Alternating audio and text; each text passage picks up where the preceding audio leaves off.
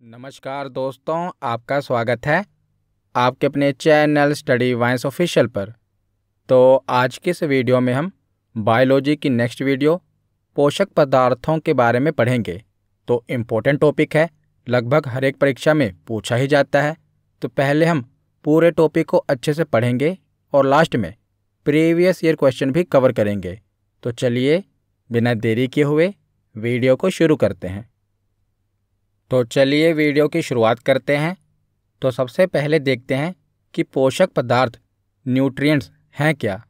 तो जिस भोजन का हम सेवन करते हैं उसमें अनेक रासायनिक तत्व होते हैं और इन रासायनिक तत्वों को पोषक तत्व कहते हैं, जैसे कि कार्बोहाइड्रेट, वसा, विटामिन। आगे हम पढ़ेंगे इनके बारे में। तो ये जो रासायनिक तत्व होते हैं ना, इन्हीं को पोषक तत्व कहते हैं। तो हम कह सकते हैं कि पोषक तत्व भोजन में उपस्थित वे अदृश्य घटक हैं जिनकी आवश्यकता हमें शरीर को स्वस्थ बनाए रखने के लिए होती है। तो पोषक तत्व क्या होते हैं?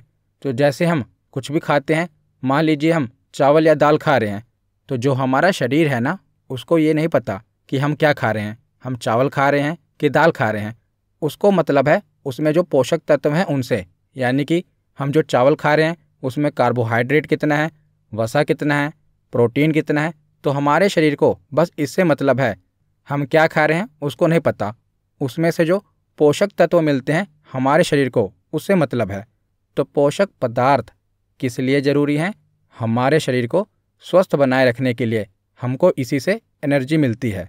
तो देखिए, जो पोषक पदार्थ हैं इन्हें हम 3 भागों में बांट सकते हैं। पहला, ऊर्जा प्रदान करने वाले। तो ऊर्जा प्रदान करते हैं जैसे कि कार्बोहाइड्रेट हो गया, वसा हो गया, वसा यानी कि फैट। दूसरे पोषक पदार्थ हैं जो शरीर का निर्माण करते हैं, जैसे कि प्रोटीन, जल। कुछ पोषक पदार्थ हैं जो हमारे शरीर को रोगों से रक्षा करते हैं, जैसे कि विटामिन और खनिज। तो ये सभी पोषक पदार्थ हैं जो हमारे शरीर को स्वस्थ रखने के लिए आवश्यक होते हैं। तो मानव शरीर में विभिन्न कार्यों के लिए निम्नलिखित पोषक पदार्थों की आवश्यकता होती है। तो पोषक पदार्थ कौन कौन से हैं?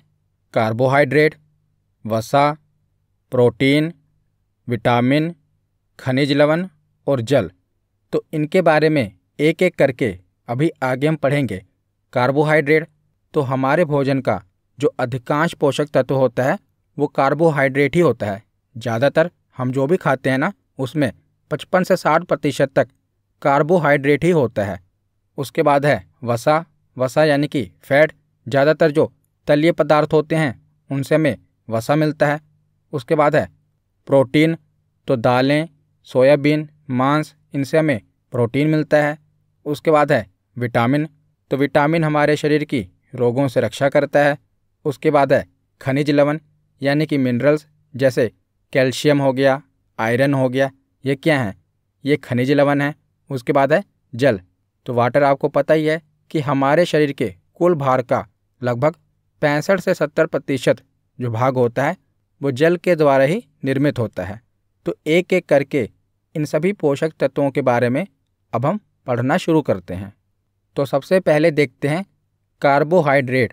तो कार्बोहाइड्रेट, जैसा इसका नाम है कार्बोहाइड्रेट, तो कार्बन, हाइड्रोजन और ऑक्सीजन।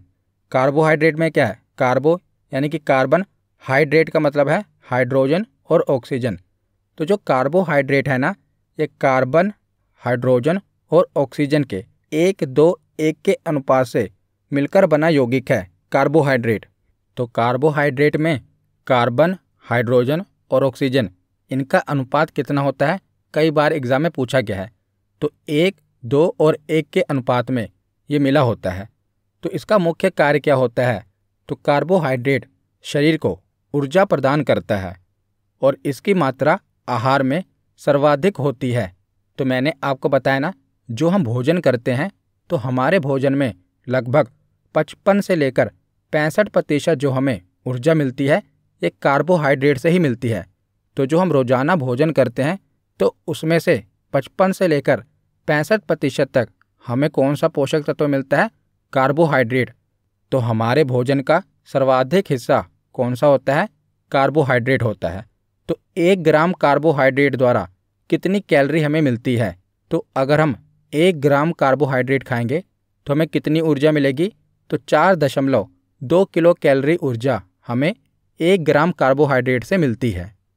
तो कार्बोहाइड्रेट के स्रोत कौन कौन से हैं, तो सभी अनाज जैसे गेहूं हो गया, जौ, मक्का, चावल और उसी के साथ शहद हो गया, आलू, केला, अमरूद, गुड़, गन्ना, शक्करकंद आदि। तो इन सभी से हमें कार्बोहाइड्रेट मिलता है। तो इसे शर्करा भी कहते हैं, क्योंकि जो कार्बोहाइड्रेट होता है, तो जब भी हम भोजन करते हैं तो भोजन में हमें जो मिठास आती है, जो मीठा लगता है, वो कार्बोहाइड्रेट के कारण ही लगता है। तो अगर हमें पता करना हो कि इसमें कार्बोहाइड्रेट है कि नहीं, तो जब भी उसमें मिठास होगी, वो मीठा लगेगा, तो ज़्यादातर उसमें कार्बोहाइड्रेट होगा ही। तो जैसे चावल है, तो चावल खाने में आप कहेंगे ये तो मीठा नहीं लगता, पर उसमें भी शुगर होती है। तो जिस चीज़ में शुगर होगी उसमें कार्बोहाइड्रेट होगा ही, तो इसीलिए से शर्करा भी कहते हैं। तो कार्बोहाइड्रेट 3 प्रकार के होते हैं। पहला प्रकार है मोनोसैकेराइड्स, दूसरा है डाइसैकेराइड्स और तीसरा है पॉलीसैकेराइड्स। तो मोनो, डाई और पॉली। तो मोनो का मतलब क्या होता है, 1, डाई का मतलब क्या होता है, 2 और पॉली का मतलब क्या होता है, 2 से अधिक। तो इसमें हम देखेंगे कि जो कार्बोहाइड्रेट है ना, इसकी 3 टाइप्स होती हैं। तो पहले हम पहली टाइप के बारे में पढ़ते हैं। तो पहला प्रकार है मोनोसैकेराइड्स। तो यह एक ही प्रकार के कार्बन के अणुओं का बना होता है, इसीलिए इसका नाम है मोनोसैकेराइड्स। तो यह सबसे सरल कार्बोहाइड्रेट होता है और पाचन की क्रिया में इन्हें अंतिम रूप में प्राप्त किया जाता है। तो जब भी पाचन होगा तो पाचन में जो भी हम खाते हैं वो काफ़ी जटिल अवस्था में होता है। तो पाचन की प्रक्रिया में क्या होता है, उसे तोड़कर सरल अवस्था में उसका पाचन होता है। तो जब भी हम कुछ खाते हैं तो उसका पाचन करने के लिए जटिल अवस्था से उसे सरल अवस्था में लाया जाता है। तो जैसे ग्लूकोज हो गया, फ्रक्टोज और गैलेक्टोज, ये क्या हैं, ये मोनोसैकेराइड्स के उदाहरण हैं। तो ग्लूकोज से हमें तुरंत ऊर्जा मिलती है, इससे हमें इंस्टेंट एनर्जी मिलती है। तो इसीलिए ये सबसे सरल कार्बोहाइड्रेट है, क्योंकि ये एक ही प्रकार के कार्बन के अणुओं का बना है। तो ग्लूकोज का रासायनिक सूत्र क्या होता है, केमिकल फॉर्मूला क्या होता है, तो ये कार्बन, हाइड्रोजन और ऑक्सीजन से मिलकर बना है।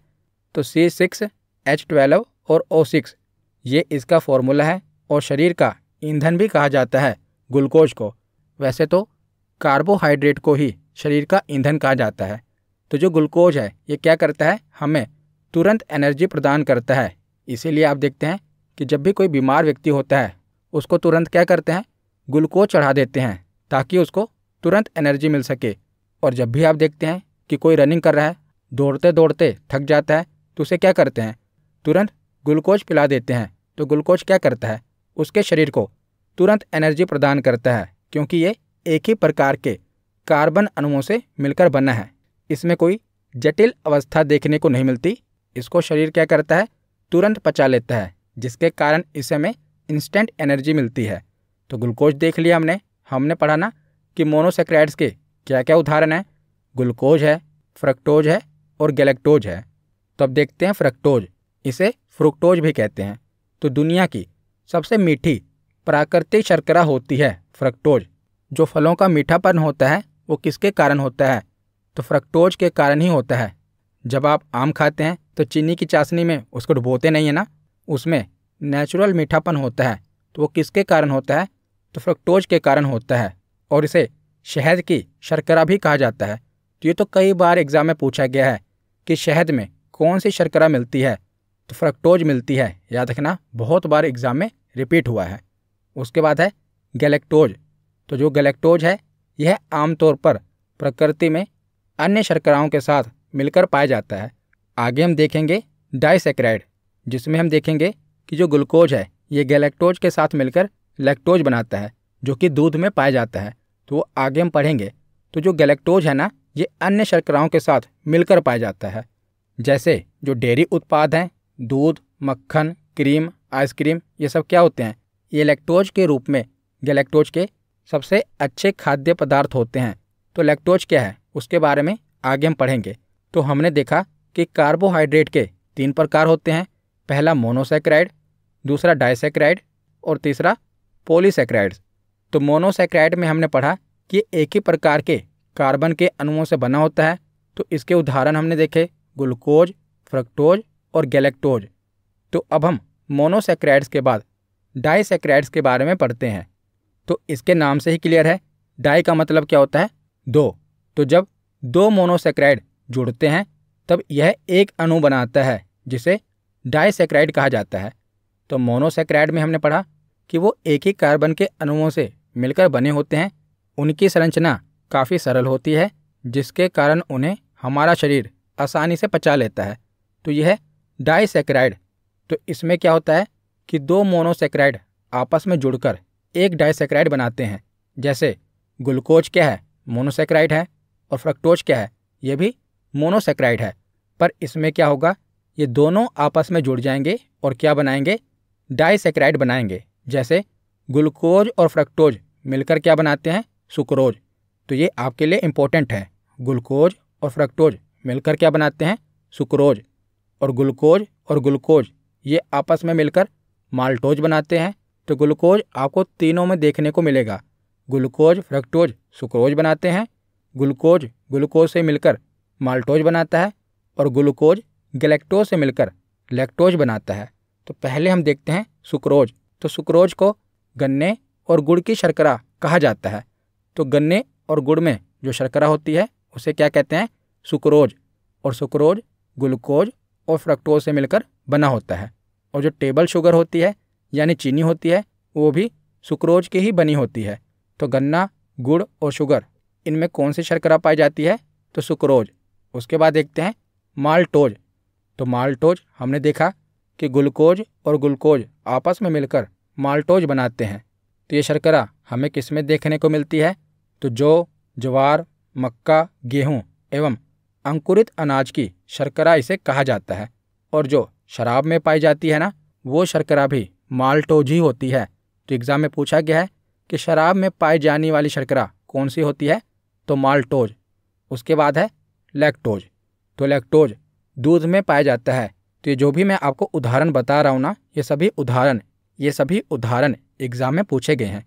इसीलिए मैंने पहले प्रीवियस ईयर क्वेश्चन को देखकर ही पूरे टॉपिक को कवर किया है। तो जो भी उदाहरण है ये भी आपके लिए इम्पोर्टेंट हैं। तो लैक्टोज किस में पाया जाता है, तो दूध में पाया जाता है। तो हमने मोनोसैकेराइड देख लिया, डाइसैकेराइड देख लिया। अब देखते हैं पॉलीसैकेराइड। तो जो पॉलीसैकेराइड है इसके नाम से ही क्लियर है, 2 से अधिक। तो यह सबसे जटिल शर्करा है। इसके निर्माण में 2 या 2 से अधिक मोनोसैकेराइड भाग लेते हैं और यह भोजन को संचित करने का कार्य करता है। तो पॉलीसैकेराइड क्या करता है, भोजन को स्टोर करने का कार्य करता है। जैसे कि स्टार्च। तो स्टार्च पौधों में पाया जाने वाला सबसे आम खाद्य भंडारण पॉलीसैकेराइड है, याद रखिएगा। स्टार्च किस में पाया जाता है, पौधों में पाया जाता है। और आलू में भी स्टार्च होता है। और इसके साथ ये भी याद रखिएगा कि जो कैप्सूल होता है ना, कैप्सूल की जो बाहर की खोल होती है वो स्टार्च की ही बनी होती है। ये एग्ज़ाम में पूछा गया है कि जो कैप्सूल होता है उसकी जो बाहर की खोल होती है वो किसकी बनी होती है, तो वो स्टार्च की बनी होती है। उसके बाद है सेल्यूलोज। तो सेल्यूलोज पौधों में पाया जाने वाला अन्य महत्वपूर्ण पॉलीसैकेराइड है। तो ये सब पॉलीसैकेराइड के उदाहरण हैं, स्टार्च, सेल्यूलोज। उसके बाद है ग्लाइकोजन। तो ग्लाइकोजन जानवरों में प्रमुख भंडारण पॉलीसैकेराइड है। ग्लाइकोजन यकृत यानी कि लीवर और मांसपेशियों में संग्रहित होता है और जानवरों में ऊर्जा आरक्षित के रूप में कार्य करता है। चौथा उदाहरण है काइटिन। तो जो कवक की कोशिका भित्ति है वो किसकी बनी होती है, काइटिन की बनी होती है। तो काइटिन एक नाइट्रोजन युक्त कार्बोहाइड्रेट है जो मुख्य रूप से कवक में पाया जाता है और कवक की कोशिका भित्ति काइटिन नामक यौगिक से बनी होती है। तो यहाँ पर हमने कार्बोहाइड्रेट के बारे में पढ़ लिया। अब आगे हम वसा के बारे में पढ़ते हैं। वसा यानी कि फैट। तो वसा अर्थात चिकनाई शरीर को क्रियाशील बनाए रखने में सहयोग करती है और वसा शरीर के लिए उपयोगी है, किंतु इसकी अधिकता हानिकारक भी हो सकती है। तो जो फैट है हमारे शरीर में ज़रूरी है, परंतु ज़्यादा मात्रा में अगर फैट हो जाएगा तो हमारे शरीर के लिए हानिकारक है। तो ये हमारे शरीर के लिए उपयोगी तो है, परंतु इसकी अधिकता हानिकारक भी हो सकती है। तो सामान्यतः हमारे शरीर में वसा लिपिड के रूप में मिलती है। तो इसमें कार्बन, हाइड्रोजन और ऑक्सीजन विभिन्न मात्राओं में उपस्थित रहते हैं।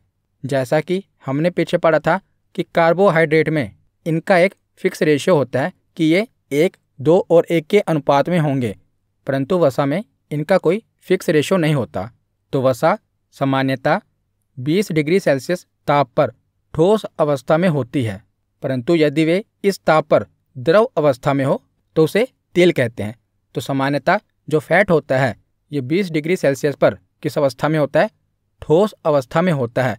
परंतु यदि वो 20 डिग्री सेल्सियस पर ठोस अवस्था में ना हो, द्रव अवस्था में हो, तो उसे क्या कहेंगे? तो उसे हम तेल कहते हैं। तो सामान्यतः एक वयस्क व्यक्ति को 20 से लेकर 30% ऊर्जा वसा से प्राप्त होनी चाहिए। तो 1 ग्राम वसा में 9.3 किलो कैलोरी ऊर्जा उत्पन्न होती है। तो जितने भी पोषक तत्व हैं ना, सबसे ज़्यादा प्रति ग्राम कैलोरी हमें किससे मिलती है? तो वसा से मिलती है। अगर मैं आपसे पूछूं कि हमारे भोजन में सबसे ज़्यादा हमें किससे ऊर्जा मिलती है, तो वो कार्बोहाइड्रेट से मिलेगी, क्योंकि हमारे भोजन का ज़्यादातर हिस्सा कार्बोहाइड्रेट होता है। परंतु अगर हम बात करें कि पोषक तत्वों में प्रति ग्राम सबसे ज़्यादा ऊर्जा किससे मिलती है, तो वो वसा से मिलती है, क्योंकि 1 ग्राम वसा से 9.3 किलो कैलोरी ऊर्जा उत्पन्न होती है। तो वसा के स्रोत कौन कौन से हैं? जैसे मक्खन, घी, दूध, पनीर, अंडे की जर्दी, मांस, तेल आदि। तो ये वसा के स्रोत हैं। अब आगे हम वसा के प्रकार देख लेते हैं। तो वसा 3 प्रकार की होती है। संतृप्त वसा, इसे सैचुरेटेड फैट कहते हैं। असंतृप्त वसा, इसे अनसैचुरेटेड फैट कहते हैं। और तीसरा है ट्रांस फैट। तो वसा 3 प्रकार की होती है। पहले देखते हैं संतृप्त वसा। तो संतृप्त वसा रक्त में कोलेस्ट्रॉल के स्तर को बढ़ाती है। तो इस प्रकार की वसा का सेवन कम मात्रा में किया जाना चाहिए, क्योंकि जो संतृप्त वसा होती है ना, सैचुरेटेड फैट होता है। अगर इसे हम ज़्यादा मात्रा में लेंगे तो क्या होगा? ये हमारे शरीर में कोलेस्ट्रॉल की मात्रा को बढ़ा देगा। और कोलेस्ट्रॉल क्या करता है? हमारी रक्तवाहिनियों में ब्लॉकेज यानी कि अवरोध पैदा करता है, जिससे क्या होता है कि हार्ट अटैक की प्रॉब्लम बढ़ जाती है। तो संतृप्त वसा का सेवन कम मात्रा में किया जाना चाहिए। तो इसके उदाहरण कौन कौन से हैं? मक्खन, पनीर, मांस, घी, डालडा आदि। तो ये संतृप्त वसा के उदाहरण हैं। इन्हें कम मात्रा में ही खाना चाहिए। ज़्यादा मात्रा में खाएंगे तो ये क्या करेगा? हमारे शरीर को नुकसान पहुंचाएगा। और वैसे भी कहा जाता है ना कि अति सर्वत्र वर्ज्यते। कोई भी चीज़ की हम अति करेंगे, ज़्यादा करेंगे तो हमारे शरीर के लिए नुकसानदायक ही होगा। चाहे वो कोई भी चीज़ हो, अगर हम उसे ज़्यादा कंज्यूम करेंगे तो हमारे शरीर को नुकसान करेगी। और उसी प्रकार जो ये सैचुरेटेड फैट है, इसका सेवन अगर हम ज़्यादा मात्रा में करेंगे तो क्या होगा? कोलेस्ट्रॉल की मात्रा हमारे शरीर में बढ़ जाएगी। उसके बाद है असंतृप्त वसा, अनसैचुरेटेड फैट। तो असंतृप्त वसा वास्तव में हमारे स्वास्थ्य के लिए अच्छा है। तो ये हमारे दिल के स्वास्थ्य को बनाए रखता है और हमारे शरीर से हानिकारक कोलेस्ट्रॉल को हटाने में भी सहायक होता है। तो जो असंतृप्त वसा है ना, ये हमारे शरीर के लिए लाभदायक है। तो असंतृप्त वसा के उदाहरण कौन कौन से हैं? जैसे मूंगफली का तेल, सोयाबीन का तेल, जैतून का तेल, सूरजमुखी का तेल, काजू, बादाम। तो इनसे हमें क्या मिलता है? इनसे हमें अनसैचुरेटेड फैट मिलता है, जो कि हमारे शरीर के लिए लाभदायक है। उसके बाद है ट्रांस फैट। तो इसे आर्टिफिशियल फैट भी कहते हैं और ये हमारे शरीर को सबसे ज़्यादा नुकसान पहुंचाता है।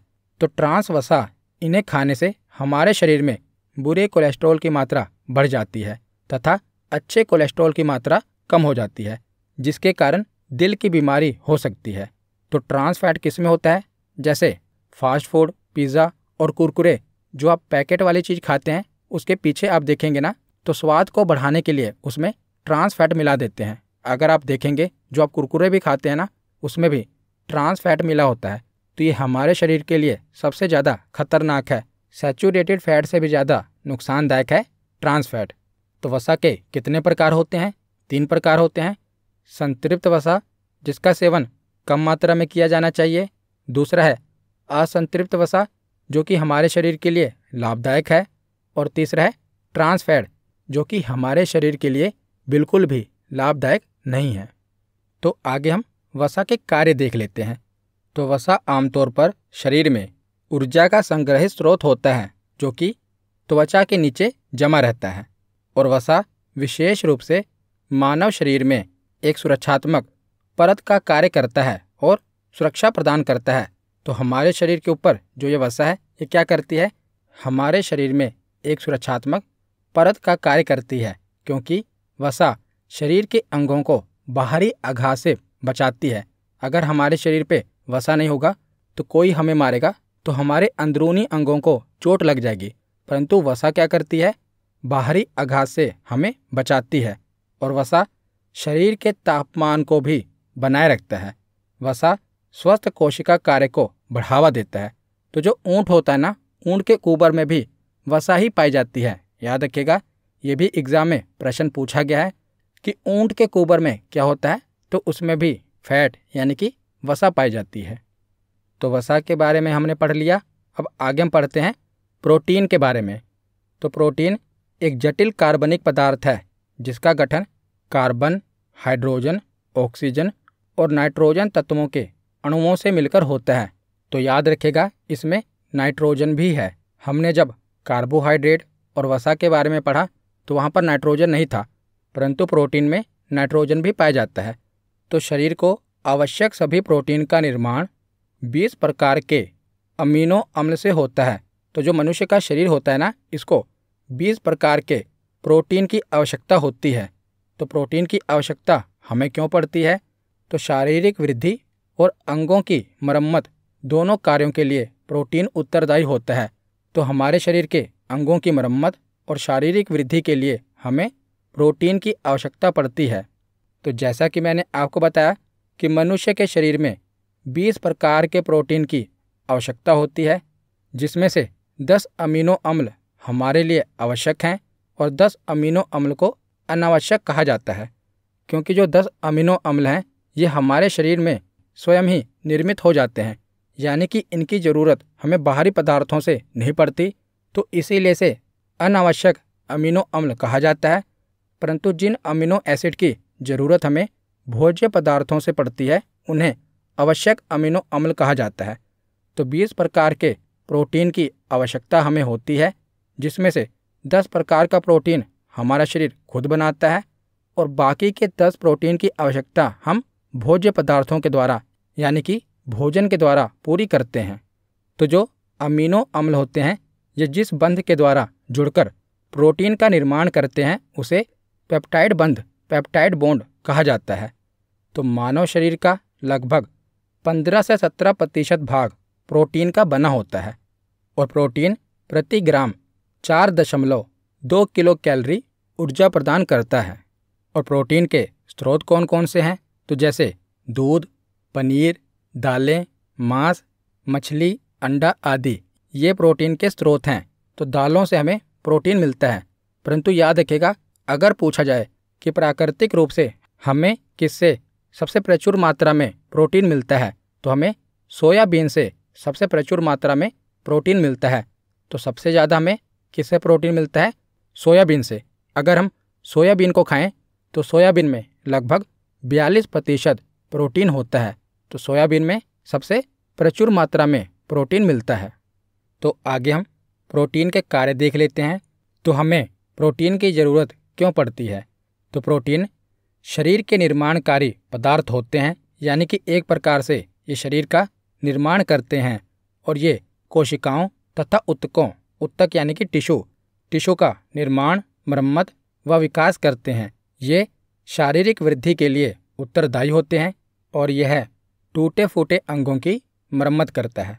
तो प्राकृतिक रूप से सोयाबीन में सबसे प्रचुर मात्रा में प्रोटीन पाया जाता है। मैंने आपको बताया, तो ये एग्ज़ाम में कई बार पूछा गया है कि प्राकृतिक रूप से सबसे प्रचुर मात्रा में प्रोटीन किस में मिलता है? तो सोयाबीन से मिलता है। तो आगे हम देखते हैं प्रोटीन प्राप्ति। तो हमने पढ़ा था कि कुछ प्रोटीन हमारा शरीर खुद बनाता है और कुछ प्रोटीन की ज़रूरत हमें भोजन से होती है। तो इस स्लाइड में मैंने जितने भी प्रोटीन लिखे हैं ये सभी किसी न किसी एग्ज़ाम में पूछे गए हैं। तो ये सभी आपके लिए मोस्ट इम्पोर्टेंट हैं, ये आपको याद होने ही चाहिए। जैसे पहले देखते हैं शरीर में। तो शरीर में खून होता है, तो खून में 3 प्रकार के प्रोटीन आपको याद रखने हैं। पहला है हीमोग्लोबिन, जो कि हमारी लाल रक्त कणिकाओं में पाया जाता है। दूसरा है फाइब्रिनोजन और तीसरा प्रोथ्रोम्बिन। तो ये दोनों रक्त के जमाव यानी कि उसका थक्का बनाने के काम में आते हैं, उसकी क्लोटिंग के काम में आते हैं। तो रक्त में 3 प्रकार के प्रोटीन आपको याद रखने हैं। यही पूछा जाता है कि हीमोग्लोबिन प्रोटीन किस में देखने को मिलता है। तो हमारे रक्त में यानी कि ब्लड में देखने को मिलता है। तो हीमोग्लोबिन, फाइब्रिनोजन और प्रोथ्रोम्बिन, ये तीनों प्रोटीन कहाँ पर पाए जाते हैं? हमारे ब्लड में। उसके बाद है हड्डी में कौन सा प्रोटीन देखने को मिलता है? तो इसका नाम है कोलेजन। और इसके साथ ये भी याद रखिएगा कि कोलेजन मानव शरीर में सबसे प्रचुर मात्रा में पाया जाने वाला प्रोटीन है। हमारे शरीर में सबसे ज़्यादा कौन सा प्रोटीन पाया जाता है? तो कोलेजन प्रोटीन ही पाया जाता है। और अगर बात करें कि प्राकृतिक रूप से किस में सबसे ज़्यादा प्रोटीन मिलता है, तो सोयाबीन में। पर हमारे शरीर में सबसे ज़्यादा कौन सा प्रोटीन पाया जाता है? तो कोलेजन, जो कि हड्डी में पाया जाता है, याद रखिएगा। उसके बाद है मांसपेशी। तो मसल में आपको कौन से प्रोटीन याद रखने हैं? तो 2, एक्टिन और मायोसिन, ये दोनों मांसपेशियों में पाए जाते हैं। तो मांसपेशियों के संकुचन में ये काम आते हैं। तो एक्टिन और मायोसिन, ये दोनों प्रोटीन किस में देखने को मिलते हैं? तो ये दोनों प्रोटीन कहाँ पाए जाते हैं? मांसपेशी में पाए जाते हैं। ये सभी प्रोटीन किसी न किसी एग्ज़ाम में पूछे गए हैं। और इसी के साथ ये याद रखिएगा कि बाल, नाखून, सींग और जो जानवरों के खुर होते हैं ना, इसमें कौन सा प्रोटीन पाया जाता है? तो अल्फ़ा कैराटिन। ये कैरोटीन नहीं है, इसका नाम है अल्फ़ा कैराटिन। तो जो अल्फ़ा कैराटिन प्रोटीन है, ये हमारे बाल, नाखून, जानवरों के सींग और उनके जो खुर होते हैं ना, उसमें कौन सा प्रोटीन पाया जाता है? तो अल्फ़ा कैराटिन प्रोटीन पाया जाता है। और मैंने आपको बता ही दिया कि कोलेजन मानव शरीर में सबसे प्रचुर मात्रा में पाया जाने वाला प्रोटीन है।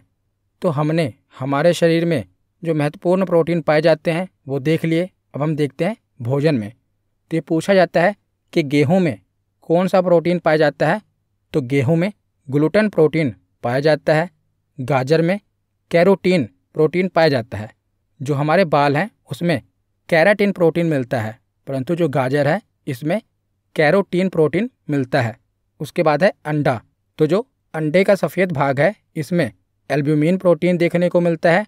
और जो इसका पीला भाग होता है यानी कि जो अंडे की जर्दी होती है, इसमें विटेलिन प्रोटीन होता है। तो याद रखिएगा अंडे में कौन सा प्रोटीन पाया जाता है? इसके सफ़ेद भाग में एल्ब्यूमिन और पीले भाग में विटेलिन प्रोटीन पाया जाता है। और जो दूध होता है, दूध में कौन सा प्रोटीन देखने को मिलता है? तो केसीन। केसीन प्रोटीन किस में पाया जाता है? तो ये दूध में पाया जाता है। तो इन सभी प्रोटीन को एक बार आप रिवाइज कर लेना, क्योंकि ये सभी इम्पोर्टेंट हैं। अब हम आगे चलते हैं।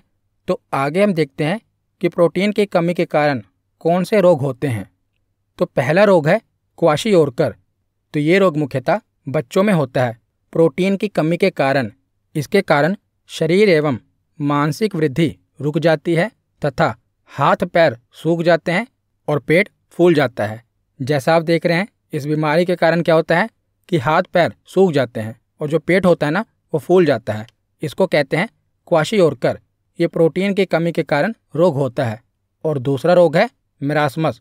तो यह भी प्रोटीन की कमी के कारण ही होता है और इसे सूखा रोग कहा जाता है। सूखा रोग क्यों कहते हैं? क्योंकि इसके कारण शरीर सूख जाता है और जो वजन है ये कम हो जाता है। जैसा कि आप देख रहे हैं, तो मेरास्मस में क्या होता है? शरीर सूख जाता है और वजन बहुत कम हो जाता है। तो प्रोटीन की कमी से होने वाले रोग में आपको ये 2 रोग याद रखने हैं। पहला है क्वाशियोरकर और दूसरा है मेरास्मस। तो हमने कार्बोहाइड्रेट, वसा, प्रोटीन के बारे में पढ़ लिया। अब आगे हम खनिज लवण के बारे में पढ़ते हैं, मिनरल्स के बारे में पढ़ते हैं। तो खनिज लवण अकार्बनिक पदार्थ हैं और मानव शरीर में लगभग 29 खनिज तत्वों की आवश्यकता होती है और इनकी आवश्यकता शरीर की विभिन्न अभिक्रियाओं के लिए होती है। तो लगभग 29 खनिज तत्वों की हमारे शरीर को ज़रूरत होती है। तो सभी के बारे में तो हम नहीं पढ़ेंगे, जो इम्पोर्टेंट हैं, एग्ज़ाम में पूछे जाते हैं, उनके बारे में पढ़ लेते हैं। तो पहला खनिज लवण है कैल्शियम। तो कैल्शियम हड्डियों एवं दांतों के निर्माण के लिए आवश्यक होता है और ये दूध, मांस, हरी पत्तेदार सब्जियों में पाया जाता है और इसकी कमी से शरीर में ऑस्टियोपोरोसिस नामक बीमारी हो जाती है कैल्शियम की कमी के कारण, और इस बीमारी में हड्डियों में दर्द होता है और वह कमज़ोर हो जाती हैं। तो कैल्शियम की कमी के कारण कौन सी बीमारी हो जाती है? ऑस्टियोपोरोसिस। उसके बाद अगला खनिज लवण है फास्फोरस। तो यह हड्डियों एवं दांतों की मजबूती प्रदान करता है और ये तंत्रिका तंत्र को सही से कार्य करने में सहायक होता है, हमारे नर्वस सिस्टम को सही से कार्य करने में सहायक होता है और ये चावल, मूंगफली, सोयाबीन और पनीर आदि से प्राप्त होता है। उसके बाद है आयरन। तो ये रक्त में पाए जाने वाले हीमोग्लोबिन का प्रमुख घटक होता है और ये रक्त के निर्माण में सहायक होता है, यानी कि ब्लड के निर्माण में सहायक होता है।